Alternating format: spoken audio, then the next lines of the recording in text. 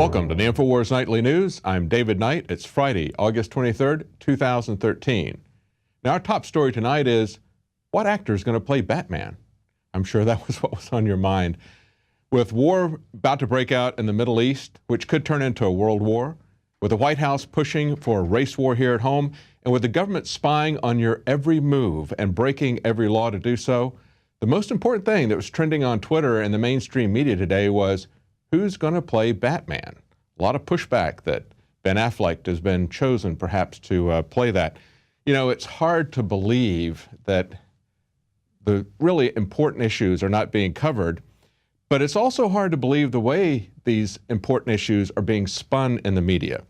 Now, CNN had an exclusive interview with Obama because, of course, CNN is his favorite propaganda media outlet.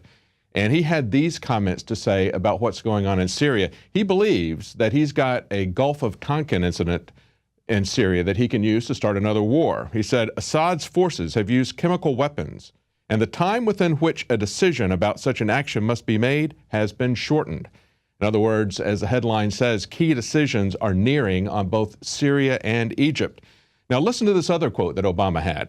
He said, if the U.S. goes in and attacks another country without a UN mandate and without clear evidence that can be presented, then there are questions in terms of whether international law supports it.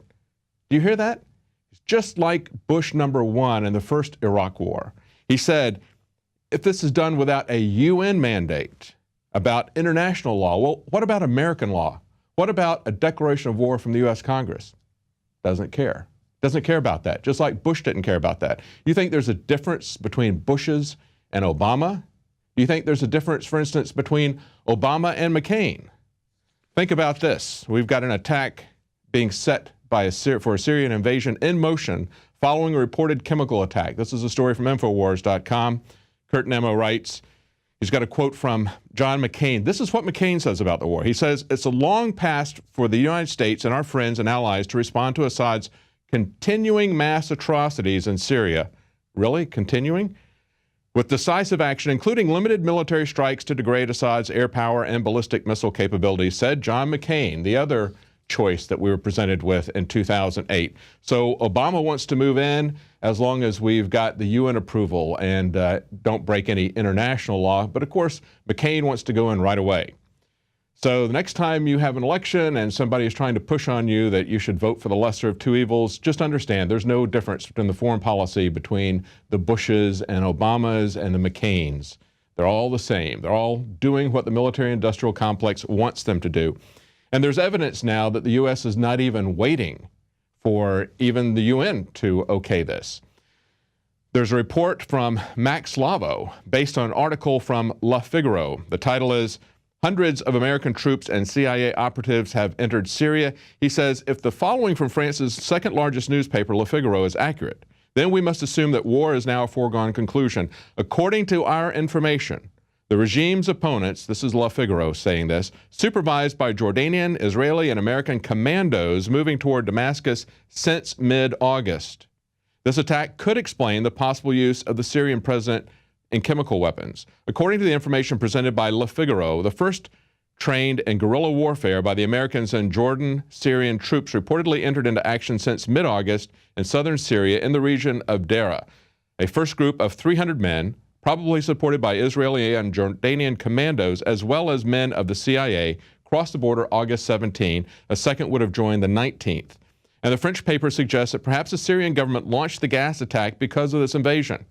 Not likely. The gas wasn't directed at them, but more importantly, Syria and their ally Russia know that this would galvanize opposition against them. They have no reason to do that. It's important to note that the U.S. standard method of operation to justify involvements in a war is to stage an attack that they then blame on the party that they wish to attack, called a false flag. Those who know real American history see an ominous connection between CIA commandos entering Syria and a gas attack a few days later. Now, of course, the French paper is saying, well, if the U.S. is invaded, then maybe that's why Assad attacked a village. That wouldn't make any sense. He doesn't have any reason to do that. He knows that that's going to make him an international pariah. He knows that that is the tripwire that they've been looking for. And in spite of what McCain says, there haven't been numerous attacks like this. They've all been debunked. And there's evidence that this one may not be genuine as well. Chemical weapons experts are saying that this doesn't look like a sarin attack. In another article from INFOWARS from Paul Joseph Watson, titled U.S. Trained Rebels Move Toward Damascus Days Before Chemical Weapons Attack, he quotes Paula Benenen of the Finnish Institute for Verification of the Chemical Weapons Convention. And this person questions, says, at the moment, I am not totally convinced because the people that are helping them are without any protective clothing and without any respirators. In a real case, they would have been contaminated. They would have also been having symptoms. Now, although some experts are claiming nerve agent gas used was likely sarin, he says, compare the photos of the protective gear worn by Japanese chemical weapons specialists who did clean a metro station in Tokyo 8 hours after a real bottle of sarin gas was thrown in 1995. Compare that to the complete lack of protective gear worn by those seen handling victims in the video footage released earlier this week. Now understand, people really died, children really died, but when we're talking about the justification for war, it really matters how they died, and it matters who killed them, because that's the basis of them pushing for war. And also understand that once this war starts out, it is going to be a lot more people dying and suffering, dying agonizing deaths. So we need to look at this very carefully. We need to not be goaded into jumping into a war as Obama and McCain and the one war party that we have running Washington wants to do. That's precisely what they want. Now here at home, we have the White House pushing for a U.S. race war. And in an article that was co-written by Alex Jones and Paul Joseph Watson, they ask, is the media covering up the beginning of a race war? George Zimmerman's acquittal last month drew a line under nearly 18 months of hand-wringing over the threat posed to black people by racially charged hate crimes. Yet we have a case this week where a baseball player from Australia, Lane, was slaughtered by a gunshot to the back as part of a gang initiation by 3 juveniles, an incident which the media tried to downplay initially as, quote, bored teens. 2 of the suspects are black, and it subsequently emerged that one of the suspects had posted racist tweets on his account before the murder. Now, of course, Barack Obama, who's personally inserted himself into the Trayvon Martin case on 2 separate occasions, said he was not familiar with Lane's murder, according to the White House spokesman. And in light of several high-profile black-on-white murders in recent days, the invective has been noticeably less, virtually non-existent. And there on the screen, you can see 3 people that in just the last couple of days have been brutally murdered. 2 of them shot. The elderly man in the center is an 88-year-old World War II veteran who was beaten to death. Now, compare this to the Trayvon Zimmerman case, which got essentially 24/7 coverage. It was always a lead story, always with a racist charge background being put in there to try to goad this race war into happening. Why is it that they're not talking about these racial attacks now? Well, because that's exactly what they were trying to stoke. When these kids go on Twitter and talk about how they wanted to kill white people, beat white people, they're not attacked, don't have their accounts shut down, and of course the White House and the mainstream media is not complaining about that. And in the case of one of these people that died, David Stantucci, the police initially, wanting to avoid any appearance of a racially charged crime, said that it was a burglary. Although he didn't have his wallet stolen, he didn't have his car keys taken, and he didn't have his cell phone taken.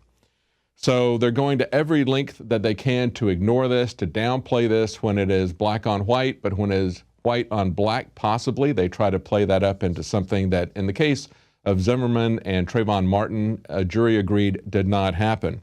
Now, of course, there's another agenda just besides the race war. They also use this as a case for gun control. And they are coming in on these cases with gun control. Piers Morgan was quick to jump in on his agenda. And as usually, he likes to put this in as a gun control issue. This is what he tweeted. When an innocent Australian student is shot dead in Oklahoma for fun, America's gun crisis becomes the world's problem. Isn't that amazing? And then when people criticized him for blindly pushing his gun control agenda, he pushed back and said, memo to all the idiots tweeting me that the Australian student murder was a race crime. 1 of the 3 killers was white. Well, you know, when you look at this, he's saying this on Twitter, obviously not looking at the tweets that one of the accused killers put out there, which was obviously a racist tweet saying that he was going around attacking people just based on their race. But if he's going to blame a drive-by shooting and call for gun control, if he's going to blame the gun in that as opposed to the people who are pulling the trigger, why doesn't he call for banning cars?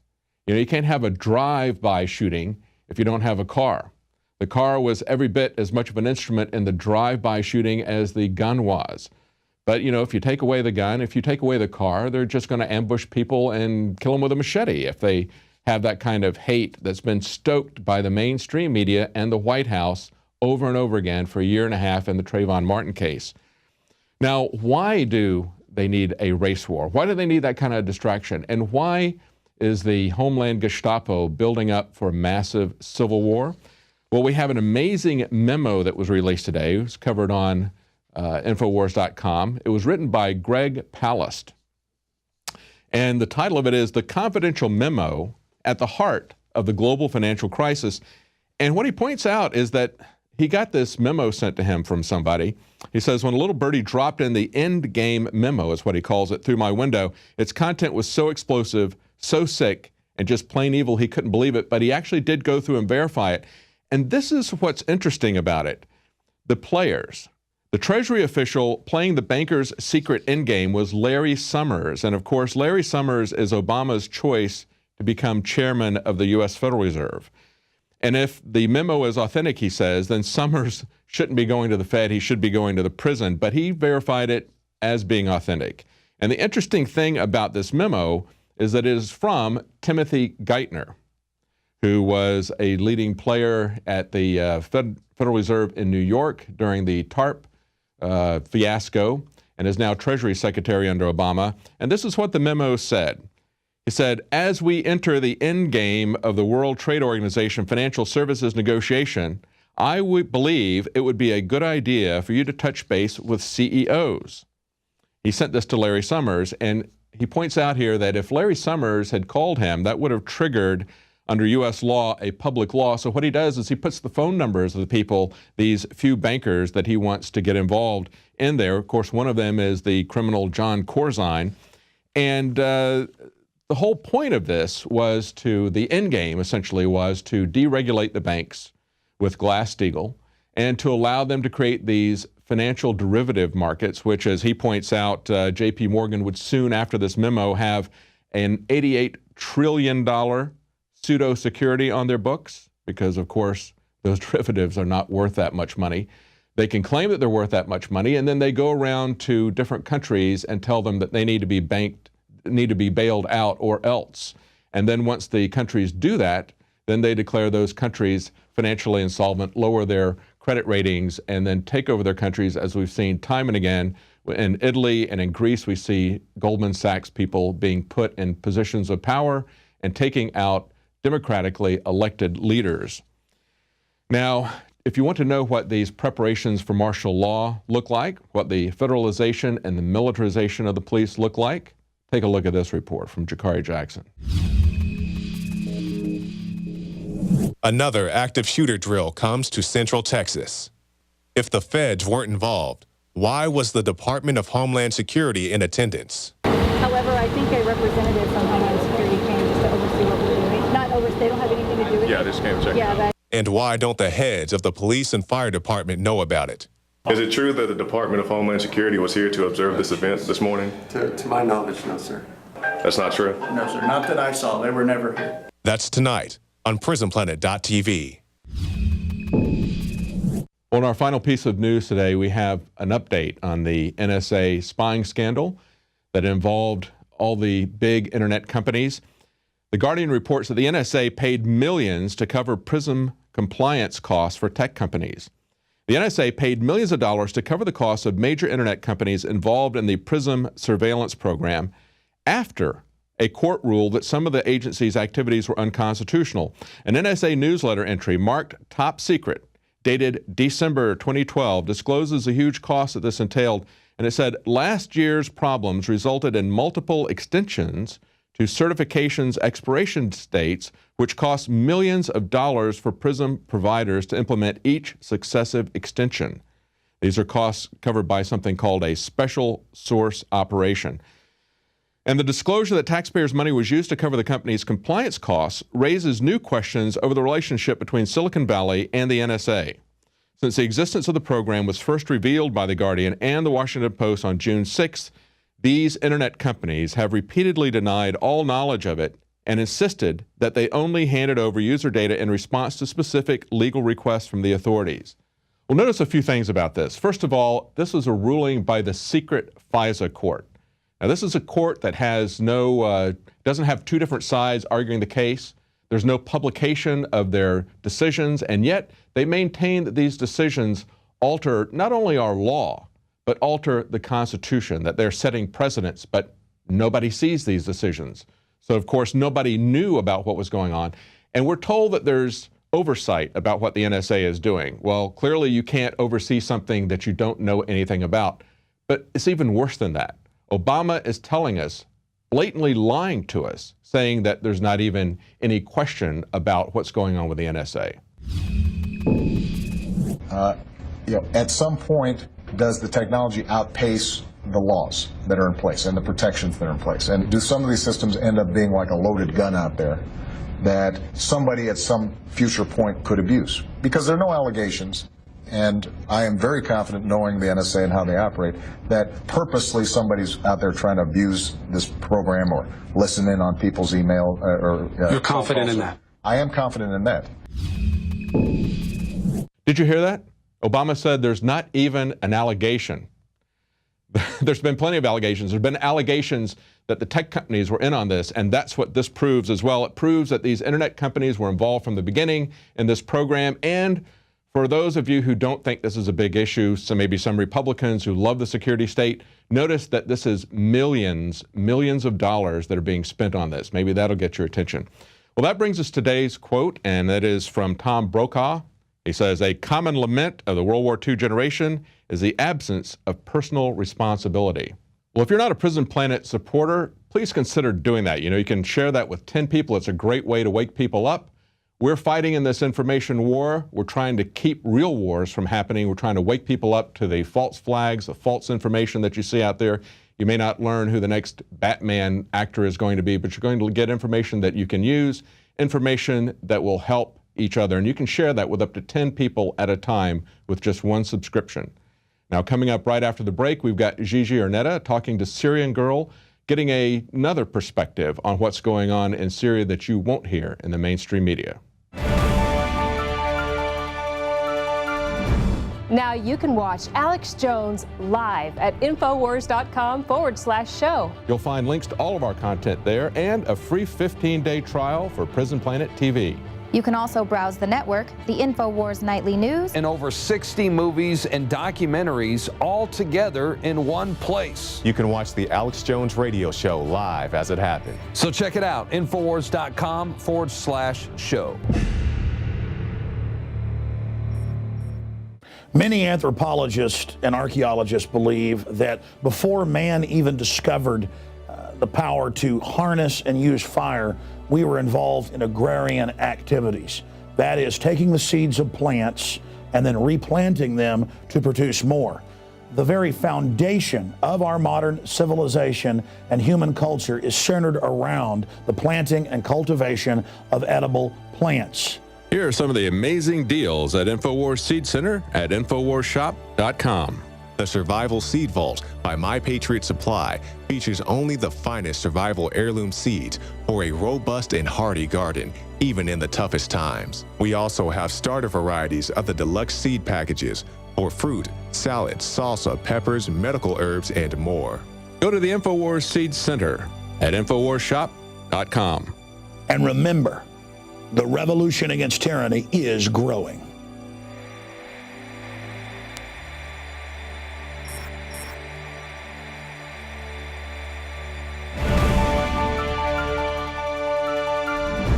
Today we're joined by Syrian Girl, who's going to explain a little bit more about what's happened in Syria, and a very unfortunate thing with the children. And we're going to talk a little bit about what's happening in Egypt. Mimi, thank you so much for being here today with us on the Nightly News. Hi, thanks for having me. Well, you've got a lot going on in Egypt right now. Start by just telling our viewers a little bit about Syria and how you became the Syrian girl, just really quick for those who might not know you yet. Well, I was interviewed on YouTube a year into the struggle that was happening in my country by a YouTube channel, Morris. It's 108 Morris 108, and I'd already been involved politically for years before that, but anonymously. And basically, I had to get over the fear of becoming a public figure and showing my face to the world and all of that entails. I didn't think that it would be that I would get any views or that people would watch. I didn't see where it was going to go. It just sort of happened. But I was afraid at the time of course, being threatened by crazy people online, the usual thing. So that's how I became Syrian girl. Was that one day I got called for an interview by Alex Jones, and Morris suggested I open up my own channel, and I've been speaking politically on that ever since. It's Syrian Girl Partisan, and I have a Twitter account which is Partisan Girl. Great. Well, it's hard to talk about what's happening to the children in Syria right now, but who do you think is behind the gas?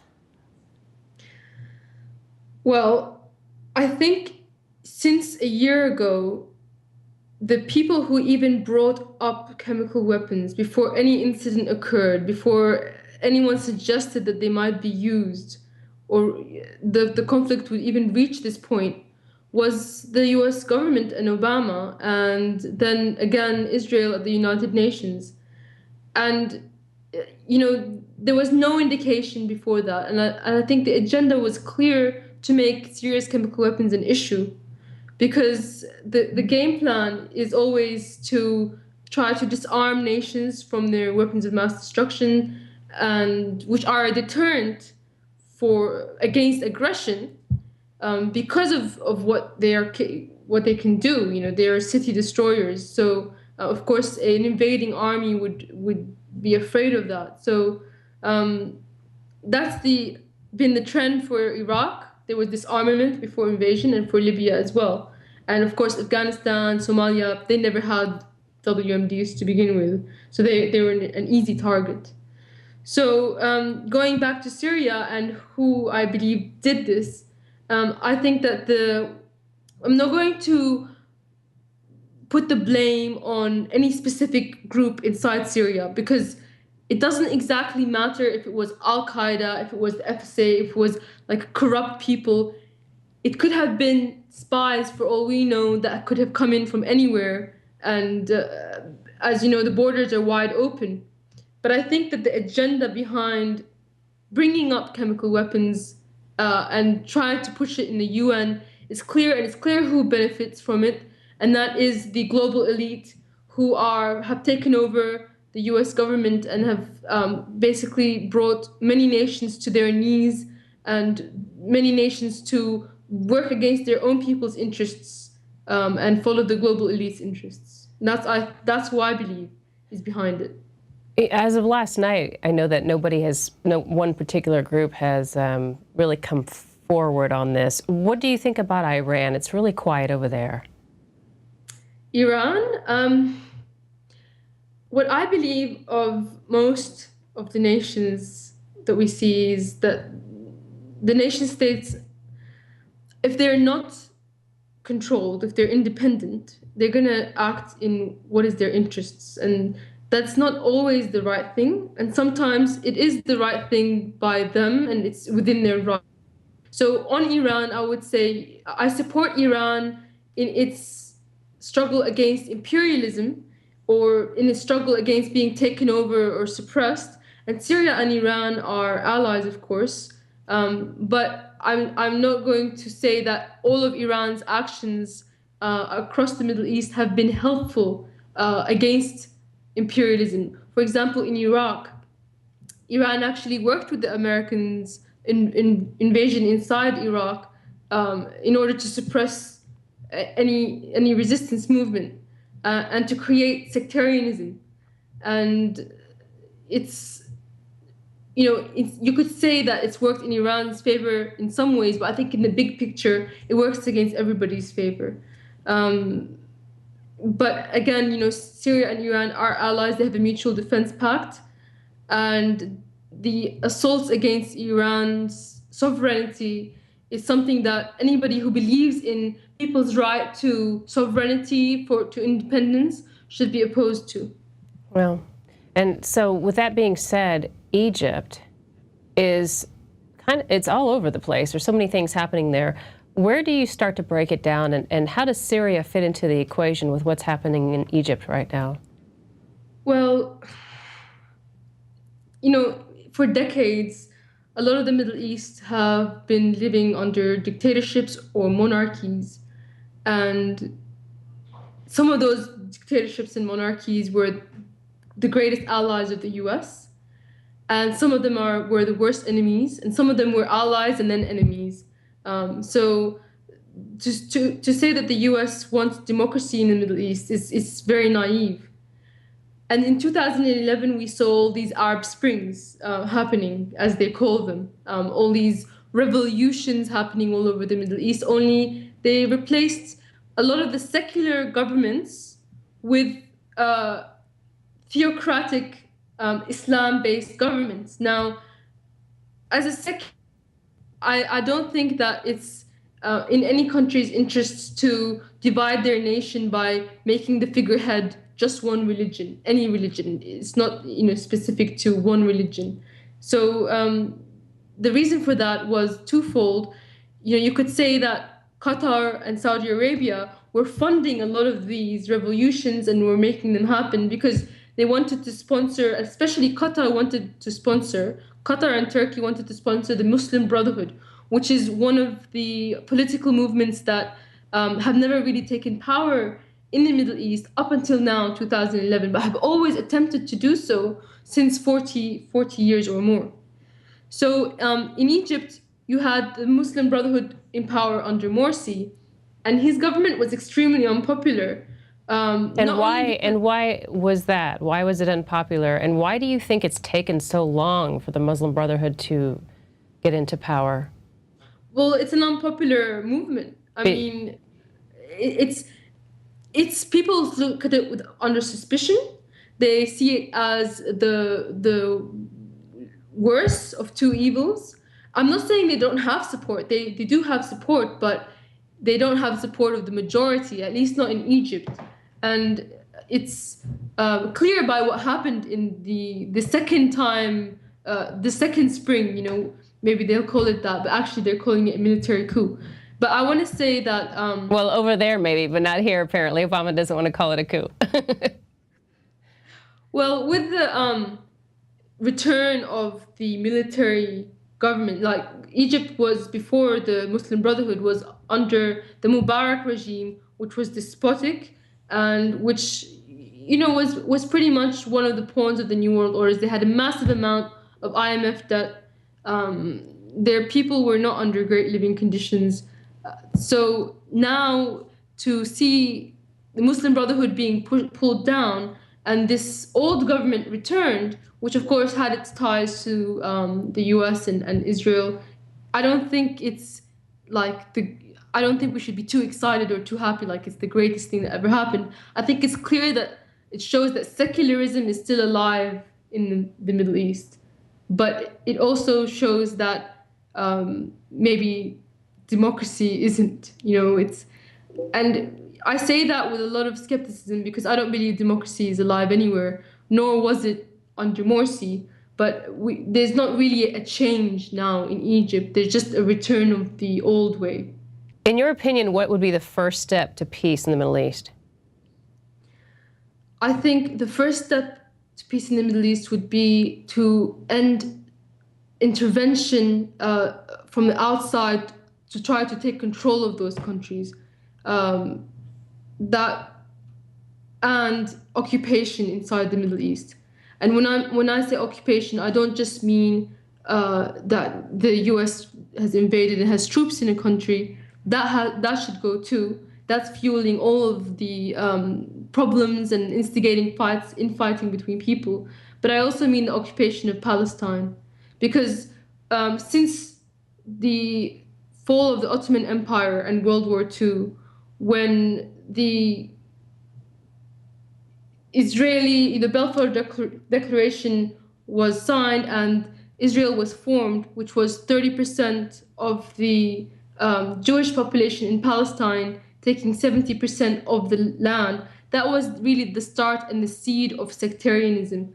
Because before that, for hundreds of years, Jews and Christians and Muslims were living in Palestine, or you could call it, ancient Israel, whatever the name, but they were living in that land peacefully together. And it was the land of them all. But the Zionist ideology came in and said, no, this land only belongs to the Jews. And anybody who isn't Jewish, get out.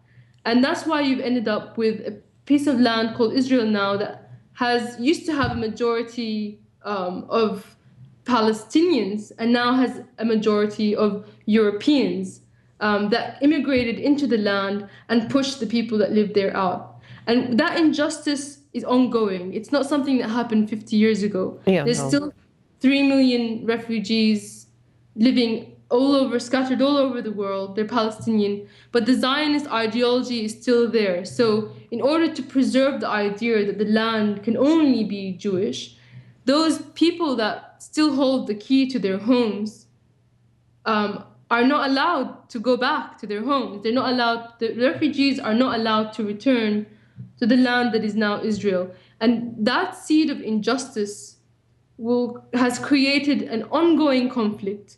And from that source that wants to keep hold of this land's ideology, we see lots of infighting. And I would say that the end of Zionism might not be the complete cure, because of course there's always going to be agendas to try to control each other. There's always been wars, but that would definitely be a step forward for the Middle East, for people to decide that they can share the land. I believe in a one-state solution where Palestinians and Israelis, Jews, Muslims, Christians live in one state, an equal state where people are equal citizens. And it's not known as a Jewish state or a Muslim state. It's known as the people's state. If we can achieve that, that is the dream. And for world peace or total peace in the future, in the long run, the only thing I can think is that people need to grow up internally. I can't think of any other way right now. I'm afraid, I have no solutions. There's always going to be somebody that wants to steal somebody else's meal.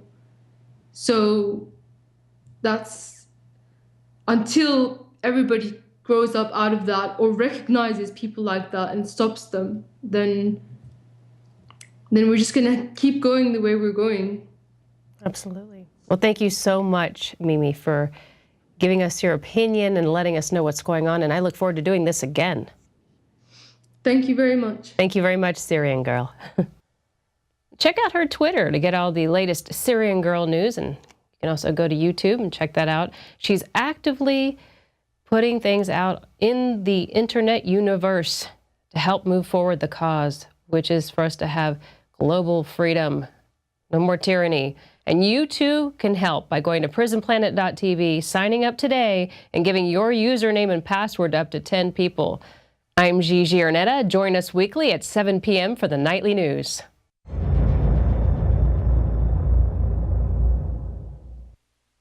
Now you can watch The Alex Jones Show live as it happens at infowars.com/show. You'll find links to all of our content there and a free 15-day trial for Prison Planet TV. More than 60 movies and documentaries all in one place at infowars.com/show.